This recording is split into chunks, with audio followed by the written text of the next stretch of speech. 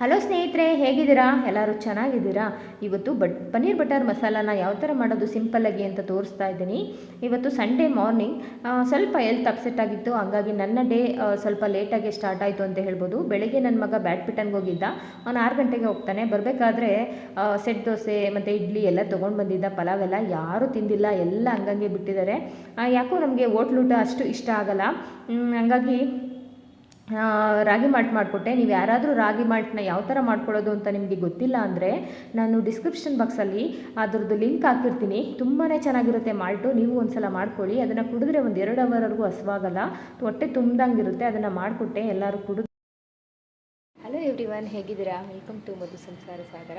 ಇವತ್ತು ಸಂಡೇ. ಇವತ್ತು ನನ್ನ ದಿನ ಸ್ಟಾರ್ಟ್ ಆಗಿದೆ 1 ಗಂಟೆಗೆ. ಸ್ವಲ್ಪ ಹುಷಾರಿಲ್ಲ, ಹಾಗಾಗಿ ಇವತ್ತು ಚಪಾತಿ ಮಾಡೋಣ ಅಂತ ಅಂದ್ಬಿಟ್ಟು ಈಗ ದಿನ ಸ್ಟಾರ್ಟ್ ಮಾಡಿದ್ದೀನಿ. ನೋಡೋಣ ಹೇಗೋಗುತ್ತೆ. ಹುಷಾರಿಲ್ಲ, ಮನೇಲಿ ಮೇಯ್ನಾಗಿ ಅಡುಗೆ ಮಾಡೋರಿಗೆ ಅಂದಾಗ ತುಂಬಾ ಪ್ರಾಬ್ಲಮ್ ಆಗುತ್ತೆ. ಬನ್ನಿ ಇವತ್ತು ಅಡುಗೆನ ಮಾಡೋಣ. ಯಾವ ಥರ ಮಾಡ್ತೀನಿ ಅಂತ ನಿಮಗೆ ತೋರಿಸ್ತೀನಿ. ಫಸ್ಟು ಒಂದು ಎಳ್ನೀರನ್ನ ಕುಡಿದೆ. ಎಳ್ನೀರು ಕುಡಿದು, ನನಗೆ ಗಂಜಿ ಅಂದರೆ ಎಳ್ನೀರು ಗಂಜಿ ಬರುತ್ತಲ್ವ, ತುಂಬಾ ಇಷ್ಟ ಆಗುತ್ತೆ. ಹಂಗಾಗಿ ಎಳ್ನೀರು ಗಂಜಿನ ಕುಡಿದೆ. 2 ಎಳ್ನೀರ ತಂದಿರೋದ್ರಿಂದ ಒಂದನ್ನು ನಾಳೆ ಬೆಳಿಗ್ಗೆ ಕುಡಿಯೋಣ ಅಂತ ಅಂದ್ಬಿಟ್ಟು ಇಟ್ಕೊಂಡಿದ್ದೀನಿ. ಫಸ್ಟು ನಾನು ಬೆಚ್ಚಗಿರೋವಂಥ ನೀರಲ್ಲಿ ನಾನು ಗೋಧಿ ಹಿಟ್ಟನ್ನು ಕಲಸಿಟ್ಕೊಳ್ತಾ ಇದ್ದೀನಿ. ಇದು ನೆನ್ಕೊಂಡ್ರೆ ತುಂಬ ಸಾಫ್ಟಾಗಿ ಚಪಾತಿನ ಮಾಡ್ಕೊಳ್ಬೋದು ಅಂತ ಇಲ್ಲಿ ನಾನು ಗೀ ರೈಸನ್ನು ಮಾಡಿ ಮತ್ತು ಪನ್ನೀರ್ ಬಟರ್ ಮಸಾಲ ಮಾಡಿ ಚಪಾತಿನ ಮಾಡೋಣ ಅಂದ್ಕೊಂಡೆ. ಇಲ್ಲ ಅಂತ ಅಂದ್ಬಿಟ್ಟು ವೈಟ್ ರೈಸ್ ಆದರೆ ರಸಮ್ಮು ಕೂಡ ಮಾಡ್ಕೊಳ್ಬೋದಲ್ವ, ಹಂಗಾಗಿ ವೈಟ್ ರೈಸನ್ನೇ ಮಾಡಿದ್ದೀನಿ ಇವತ್ತು. ನಾನು ಯಾವಾಗಲೂ ಪಾತ್ರೆನೇ ಮಾಡೋದು ಅಂತ ನಿಮಗೆ ಗೊತ್ತು. ನಾನಿಲ್ಲಿ ಒಂದು ಬಾಣಲಿನ ಇಟ್ಕೊಂಡಿದ್ದೀನಿ. ಅದಕ್ಕೆ ನಾನು ಎಣ್ಣೆ, ಜೀರಿಗೆ, ಸ್ವಲ್ಪ ಗೋಡಂಬಿನ ಹಾಕ್ಕೊಳ್ತಾ ಇದ್ದೀನಿ. ಗೋಡಂಬಿ ಆದಮೇಲೆ ಈರುಳ್ಳಿನ 2 ಸಣ್ಣ ಗಾತ್ರದ ಈರುಳ್ಳಿನ ಕಟ್ ಮಾಡಿ ಹಾಕ್ಕೊಳ್ತಾ ಇದ್ದೀನಿ. ಒಂದು ಬೆಳ್ಳುಳ್ಳಿನೂ ಕೂಡ ಹಾಕ್ಕೊಳ್ತೀನಿ. ಸಿಪ್ಪೆ ಸುಲಿದು ಹಾಕ್ಕೊಂಡ್ರೆ ಒಳ್ಳೆಯದು. ಈಗ ನಾನು ಸ್ವಲ್ಪ ಇದನ್ನು ಫ್ರೈ ಮಾಡಿಕೊಂಡು ಸ್ವಲ್ಪ ಶುಂಠಿ, ಚಕ್ಕೆ, ಲವಂಗ ಸ್ವಲ್ಪನೇ ಹಾಕ್ಕೊಳ್ಬೇಕು, ಜಾಸ್ತಿ ಹಾಕ್ಬಾರ್ದು.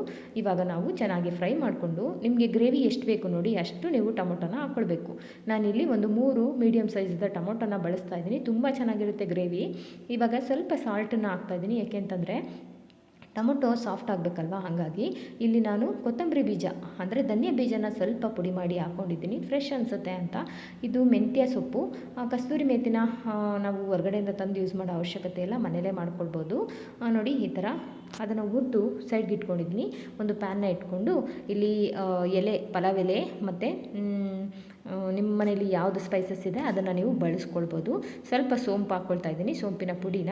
ಇದನ್ನು 3 ಕೂಡ ಈ ಥರ ಹಾಕ್ಕೊಂಡು ಸಣ್ಣದಾಗಿ ಕಟ್ ಮಾಡಿರೋಂಥ ಪನ್ನೀರನ್ನ ನಾನು ಹಾಕ್ಕೊಳ್ತಾ ಇದ್ದೀನಿ. ಈ ಥರ ಸ್ವಲ್ಪ ನಿಮಗೆ ಕ್ರಂಚಿಯಾಗಿ ಬೇಕು ಅಂತಂದರೆ ಸ್ವಲ್ಪ ಫ್ರೈ ಮಾಡ್ಕೊಳ್ಬೇಕು. ಇಲ್ಲಿ ನನಗೆ ಮೀಡಿಯಮ್ ಆಗಿರಲಿ ಅನಿಸ್ತು, ಹಂಗಾಗಿ ನಾನು ಇಮಿಡಿಯೇಟು ಚೆನ್ನಾಗಿ ನೈಸಿಗೆ ರುಬ್ಕೊಂಡಿರಬೇಕು ಮಸಾಲೆನ. ಅಂದರೆ ನಾವು ಈರುಳ್ಳಿ, ಟೊಮೊಟೊ ಎಲ್ಲನೂ ಕೂಡ ಹುರ್ಕೊಂಡಿದ್ವಲ್ವ, ಅದನ್ನು ನೀವು ಹಾಕ್ಕೊಂಡು ಅದಕ್ಕೂ ಸ್ವಲ್ಪ ಸಾಲ್ಟ್ ಹಾಕಿದ್ವಿ. ನೋಡಿಕೊಂಡು ನೀವು ಗ್ರೇವಿ ಎಷ್ಟು ಬೇಕು ನಿಮಗೆ ನೋಡಿಕೊಂಡು, ಕನ್ಸಿಸ್ಟೆನ್ಸಿ ನೋಡಿಕೊಂಡು ನೀವು ನೀರನ್ನ ಬಳಸ್ಕೊಳ್ಬೇಕಾಗತ್ತೆ. ಸ್ವಲ್ಪ ಅರಿಶಿನ ಪುಡಿ ಹಾಕಿದ್ದೀನಿ. ಇವಾಗ ನಾನು ಅಚ್ಕಾರದ ಪುಡಿನೂ ಕೂಡ ಖಾರಕ್ಕೆ ಎಷ್ಟು ಬೇಕು ನೋಡಿಕೊಂಡು ಹಾಕ್ಕೊಳ್ಳಿ. ಈ ಥರ ಹಾಕ್ಕೊಂಡು ನೀವು ಈ ಟೈಮಲ್ಲಿ ನೀವು ಉಪ್ಪನ್ನು ಕೂಡ ಹಾಕ್ಕೊಂಡು ನೀರನ್ನ ಸೇರಿಸ್ಕೊಳ್ಳಿ, ಎಷ್ಟು ಬೇಕು ನೋಡಿಕೊಂಡು. ನೀವು ಮೊದಲೇ ನಾವು ಉಪ್ಪು ಹಾಕಿದ್ದೀವಿ, ನೋಡ್ಕೊಂಡು ಸ್ವಲ್ಪ ಕಮ್ಮಿನೇ ಸೇರಿಸ್ಕೊಳ್ಳಿ. ಆಮೇಲೆ ಬೇಕು ಅಂದರೆ ನಿಮಗೆ ಪುಡಿ ಉಪ್ಪನ್ನ ಸೇರಿಸ್ಕೊಳ್ಬೋದು. ಉಪ್ಪು ಜಾಸ್ತಿ ಆಯಿತು ಅಂದರೆ ಆಮೇಲೆ ಏನೂ ಮಾಡೋಕ್ಕಾಗಲ್ಲ, ಹಂಗಾಗಿ ಇವಾಗ ಸ್ವಲ್ಪ ಉಪ್ಪನ್ನ ಸೇರಿಸ್ಕೊಂಡಿದ್ದೀನಿ. ಇದಾದಮೇಲೆ ಕಸ್ತೂರಿ ಮೇಥಿ ಅಂದರೆ ಮೆಂತ್ಯ ಸೊಪ್ಪನ್ನ ನಾವು ಹುರಿದಿಟ್ಕೊಂಡಿದ್ದೀವಿ ಅಲ್ವಾ, ಅದನ್ನು ಈ ಥರ 2 ಕೈಯಿಂದ ಅದನ್ನು ಪುಡಿ ಮಾಡಿ ಈ ಥರ ಹಾಕ್ಕೊಂಡ್ರೆ ಗ್ರೇವಿ ರೆಡಿ ಆಯಿತು. ಇವಾಗ ಸ್ಟವ್ ಆಫ್ ಆದ ನಂತರ ಒಂದು ಚಿಕ್ಕ ಲೋಟದಲ್ಲಿ ಹಾಲು ಬೇಕಾಗುತ್ತೆ. ಹಾಲು ಅಥವಾ ಫ್ರೆಶ್ ಕ್ರೀಮ್ ಯಾವುದಿದೆ ನಿಮ್ಮ ಮನೇಲಿ ಅದನ್ನು ಬಳಸ್ಬೋದು. ಕಾಯಿಸಿ ಆರಿಸಿರತಕ್ಕಂಥ ಹಾಲನ್ನ ನಾನಿಲ್ಲಿ ಬಳಸ್ತಾ ಇದ್ದೀನಿ, ತುಂಬ ಚೆನ್ನಾಗಿರುತ್ತೆ. ಫ್ರೆಶ್ ಕ್ರೀಮ್ ಇತ್ತು ಅಂದರೆ ನೀವು ಅದನ್ನು ಕೂಡ ಬಳಸ್ಕೊಳ್ಬೋದು. ಇದಾದ ನಂತರ ನಾನು ಚಪಾತಿನ ಮಾಡ್ತಾಯಿದ್ದೀನಿ. ನೋಡಿ ಈ ಥರ ಎಲ್ಲ ಚಪಾತಿಗಳನ್ನೂ ಕೂಡ ನಾನು ಮಾಡಿಕೊಂಡೆ.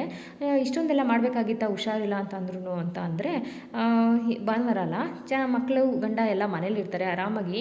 ಹಂಗಾಗಿ ಅವರು ತಿಂದ್ಬಿಟ್ಟು ಚೆನ್ನಾಗಿದೆ ಅಂತ ಅಂದರೆ ನನಗೆ ತುಂಬ ಖುಷಿಯಾಗುತ್ತೆ. ಹಂಗಾಗಿ ಏನಾದರೂ ಸ್ಪೆಷಲಾಗಿ ಮಾಡ್ಕೊಡೋಣ ಅಂತ ಅಂದ್ಬಿಟ್ಟು ಇದನ್ನೇ ಮಾಡಿದೆ. ಇವಾಗ ನನ್ನ ಮಕ್ಕಳಿಗೆ ಸರ್ವ್ ಮಾಡ್ತಾಯಿದ್ದೀನಿ.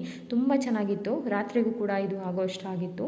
ನೋಡಿ ಇಲ್ಲಿ ನಾವೆಲ್ಲ ಮಿಡ್ಲ್ ಕ್ಲಾಸ್ ಹೌಸ್ ವೈಫು ಇದನ್ನೇ ಅಲ್ವಾ ಬಯಸೋದು. ನಮಗೋಸ್ಕರ ಅವ್ರು ದುಡಿತಾರೆ, ಅವ್ರಿಗೋಸ್ಕರ ನಾವು ದುಡಿತೀವಿ ಅನ್ನೋದೇ ಒಂದು ಇದು ಅನಿಸುತ್ತೆ. ಇವಾಗ ತುಂಬ ಚೆನ್ನಾಗಿತ್ತು. ನೀವು ಕೂಡ ಟ್ರೈ ಮಾಡಿ, ಹೇಗೆ ಬಂತು ಅಂತ ತಿಳಿಸೋದನ್ನು ಮರಿಬೇಡಿ. ಒಳಿತು ಮಾಡು ಮನಸ್ಸ ನೀನಿರದೆ 3 ದಿವಸ.